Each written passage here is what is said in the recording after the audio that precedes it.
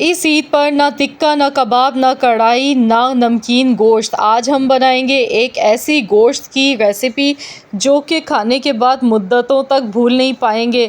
ऐसा जायका पहले कभी नहीं आपने चखा होगा गोश्त का। बहुत ही लजीज और बहुत ही उम्दा रेसिपी है बकरा ईद स्पेशल के लिए। अस्सलाम वालेकुम दोस्तों, आज मैं आपके लिए लेकर आई हूँ एक न्यू डिफरेंट स्टाइल गोश्त की रेसिपी जो कि शायद आपने पहले कभी देखी भी नहीं होगी, ना कभी बनाई होगी।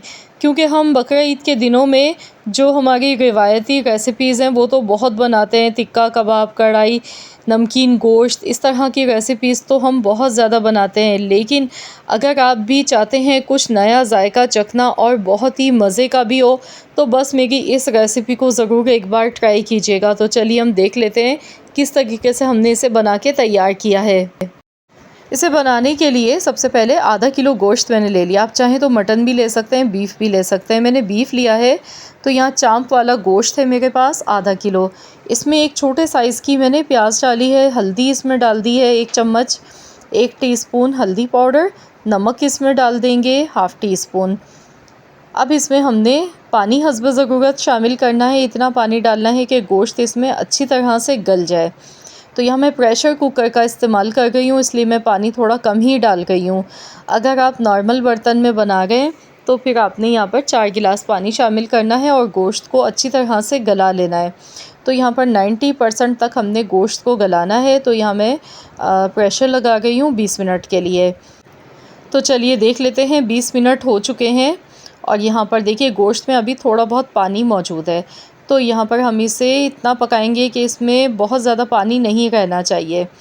अभी इसमें काफ़ी पानी नज़र आ रहा है 1 गिलास के करीब। तो इसे अच्छी तरह पका लेंगे, इसका पानी थोड़ा खुश्क कर लेंगे। तो यहाँ पर अब हमने एक कढ़ाई लेनी है, इसमें थोड़ा सा कुकिंग ऑयल डालेंगे, लहसुन लेंगे, लहसुन एक पूरा साबुत ले लें और उसके जवे आपने इस तरीके से छील लेने हैं। इसके साथ ही हरी मिर्चों का इसमें ज़्यादा इस्तेमाल होगा। जितना तीखा आप खा सकते हैं ना, तो उसी हिसाब से आपने हरी मिर्चें लेनी है। मैंने यहाँ पर 15 हरी मिर्चें ली हैं और अब मैं इन्हें फ्राई करूँगी। तो यहाँ पर हमने इन्हें जब तक पकाना है जब तक कि इनका कलर चेंज नहीं हो जाता है, हल्का हल्का सा गुलाबी कलर नहीं आ जाता है, तब तक हमने इन्हें हाई फ्लेम पर फ्राई करना है इसी तरह से। तो यहाँ पर मिर्चें आपने वॉश करने के बाद अच्छी तरह ड्राई कर लेनी है और आपने इनमें हल्का सा कट का निशान भी लगाना है। इससे ये होगा कि मिर्चें फिर चटकेंगी नहीं फ्राई करते टाइम, वरना मिर्चें चटकना शुरू हो जाती हैं, छींटे आते हैं, किचन पूरा मैसी हो जाता है। तो यहाँ पर अब इसे थोड़ा सा पहले ठंडा कर लेंगे। ये देखिए इस तरह का कलर होना चाहिए। अच्छी तरह से मैंने दोनों चीज़ों को फ्राई किया और अब इसे थोड़ा सा ठंडा करने के बाद हम इन्हें दरदरा सा पीस लेंगे। बिल्कुल फ़ाइन एकदम पेस्ट नहीं बनाना है इनका। ये देखें इस तरह से, देखिए मैंने मोटा मोटा सा पीस लिया। अब हम इसे निकाल लेंगे एक प्लेट में। तो यहाँ पर देखिए इस तरह से मैंने ये दरदरा सा पीस के रख लिया। अब इसी कढ़ाई में थोड़ा सा कुकिंग ऑयल लेंगे और इसमें हम डालेंगे प्याज। तो यहाँ पर प्याज मैंने एक बड़े साइज़ की ली है। प्याज को मैंने बिल्कुल बारीक चॉप करके लिया है, चॉपर में डाल के चॉप कर लिया था। अब हमने प्याज को फ्राई करना है यहाँ पर। तो गैस का फ्लेम हमने हाई रखना है। हाई फ्लेम पर अच्छी तरह से प्याज को फ्राई करेंगे ताकि प्याज में जो कच्चेपन की स्मेल होती है वो इसकी ख़त्म हो जाए। तो यहाँ पर देखिए प्याज हमारी ऑलमोस्ट फ्राई हो चुकी है। ये देखिए हल्का हल्का सा सुनहरा कलर इसका आना शुरू हो चुका है। तो इतना ही बस हमने इसे पकाना है। अब इसमें जो हमने गोश्त पकाया था वो डाल देंगे। आधा कप देखिए इसमें यखनी मौजूद है साथ में। तो गोश्त हमने शामिल कर दिया, इसे मिक्स करेंगे। अब हमने इसकी अच्छी तरह से भुनाई करनी है।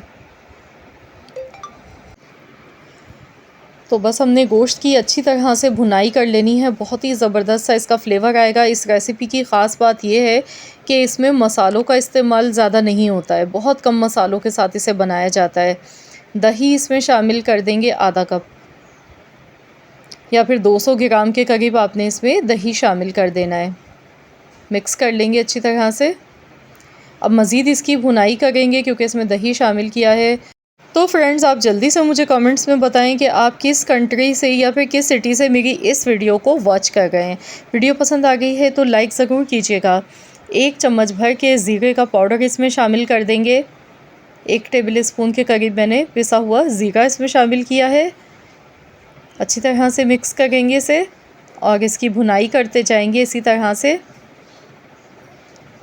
अब इसमें जो हरी मिर्च और लहसुन को हमने पीस कर रखा था फ्राई करके, ये इसमें डालेंगे। यकीन मानिए इतनी ज़बरदस्त इससे खुशबू आएगी। इसमें लाल मिर्च का इस्तेमाल नहीं किया जाता है, ना पिसी हुई ना कुटी हुई, सिर्फ हरी मिर्च और लहसुन के साथ बना के तैयार किया जाता है। बहुत ही लजीज ये गोश्त बन के तैयार होता है। तो मिक्स कर लेंगे इसे अच्छी तरह से, भुनाई करेंगे इतनी देर तक जब तक कि इसमें से ऑयल अलग से सेपरेट नहीं हो जाता है। माशाल्लाह देखिए अभी से इतनी ज़बरदस्त इसकी खुशबू आ गई है। पकाने में से ज़्यादा टाइम नहीं लगता है। और देखिए माशाल्लाह कितनी ज़बरदस्त इसकी ग्रेवी लग रही है दिखने में। तो इसे कवर कर देंगे, ढककर इसे 5 मिनट के लिए हल्की धीमी आंच पर पकाना है। 5 मिनट हो गए। ये देखें ऑयल सारा देखिए ऊपर अलग से निकल के आ चुका है। ये देखें माशाल्लाह लुक आप इसकी चेक करें, कितना लजीज ये गोश्त लग रहा है। अब इसमें काली मिर्च का पाउडर शामिल कर देंगे, आधा चम्मच आपने काली मिर्चों का पाउडर लेना है। कोशिश कीजिएगा कि पहले से जो घर में पिसा हुआ रखा हुआ पाउडर होता है वो इस्तेमाल ना करें। उसी टाइम ताज़ा पीस के डालेंगे तो उसकी बात ही अलग होगी, खुशबू बहुत ज़बरदस्त आती है। मिक्स कर लेंगे इसे अच्छी तरह से। तो लीजिए जनाब हमारी बहुत ही मज़ेदार सी गोश्त की ये रेसिपी बनके तैयार हो चुकी है। ये देखें, इस ईद के मौके पर आप लोग ये रेसिपी ज़रूर ट्राई कीजिएगा, क्योंकि वैसे तो हम लोग गोश्त की बहुत सारी रेसिपीज़ बनाते हैं, कढ़ाई भी बनती है और बहुत सारी चीज़ें हम बनाते हैं। लेकिन अगर आप वही एक ही रेसिपीज़ एक ही तरह के खाने खा खा के बोर हो चुके हैं तो फिर इस रेसिपी को ज़रूर एक बार बनाकर देखें। यकीन मानिए मज़ा आ जाएगा आपको।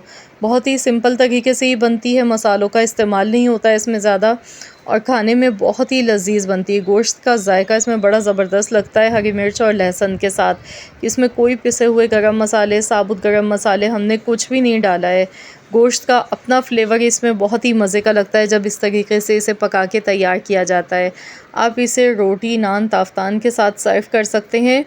तो ज़रूर इस रेसिपी को ट्राई करें और अपना फ़ीडबैक मेरे साथ ज़रूर शेयर कीजिएगा। मुझे ज़रूर बताइएगा कि आज की मेरी ये रेसिपी आप सबको कैसी लगी है। आई होप कि ये वीडियो आप सबको पसंद आई होगी।